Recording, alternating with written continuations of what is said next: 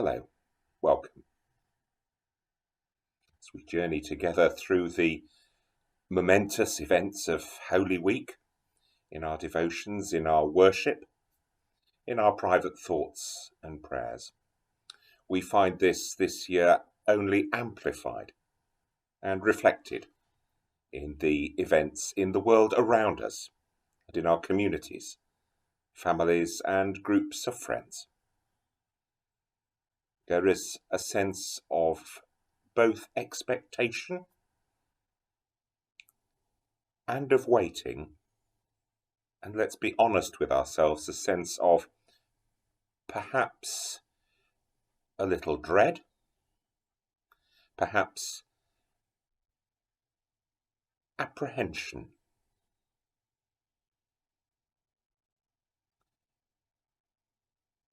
A sense of moving towards something.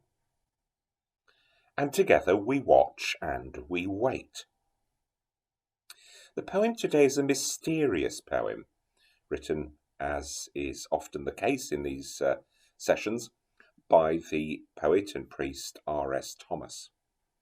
It's full of imagery and suggestion, but exactly what's going on is really best for the Holy Spirit to disclose to the reader or the hearer.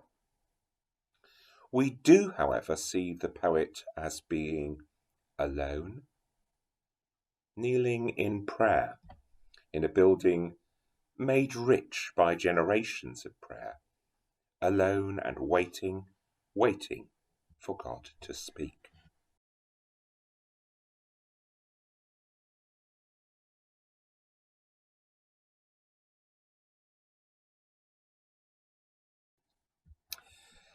This is very much the Gethsemane time of Lent. Jesus journeys with some of his disciples to the Garden of Gethsemane for the agony in the garden that he is to undergo. Yet again, as they do so often, the disciples let Jesus down. And again, as so often before, Jesus is ministered to and spoken to by God. Often it is thought through the ministry of angels, as in this wonderful depiction of the Last Supper with the disciples completely out of it, and an angel sitting with Jesus by El Greco.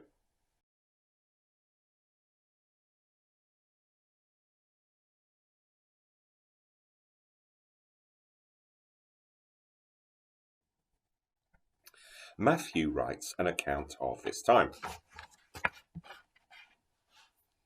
This is Matthew chapter 26, verses 36 to 45.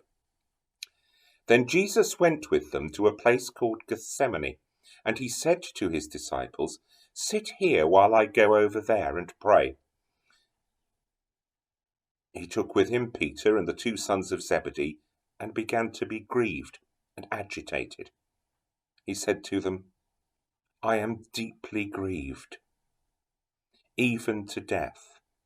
Remain here and stay awake with me." And going a little further, he threw himself on the ground and prayed, "My Father, if it is possible, let this cup pass from me. Yet not what I want, but what you want." Then he came to the disciples and found them sleeping, and said to Peter, "So you could not stay awake with me 1 hour? Stay awake and pray that you may not come to the time of trial. The spirit is indeed willing, but the flesh is weak." Again he went away for the second time and prayed, "My Father, if this cannot pass unless I drink it, your will be done." Again he came and found them sleeping, for their eyes were heavy. So leaving them again, he went away and prayed for the third time, saying the same words. Then he came to the disciples and said to them, "Are you still sleeping and taking your rest? See, the hour is at hand, and the Son of Man is betrayed into the hands of sinners."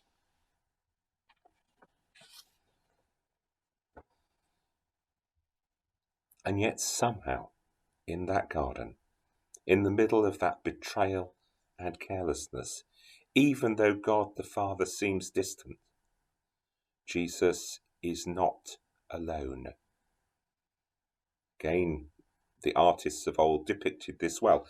Here's a painting by Bellini, very early painting, showing Jesus, and there in the distance is a ministering spirit.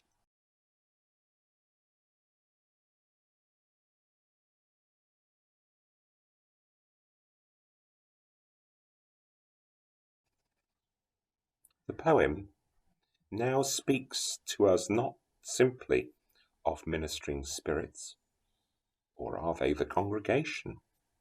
Questions open. Wouldn't it be nice if we were ministering spirits to each other? It speaks of sunlight, a sense that God is there somehow. We are a waiting people. It's hard to wait as life progresses and nothing much seems to happen. It's hard to wait when, despite our best efforts of community, we still seem to be on our own as well. It seems almost at times, or can seem, meaningless.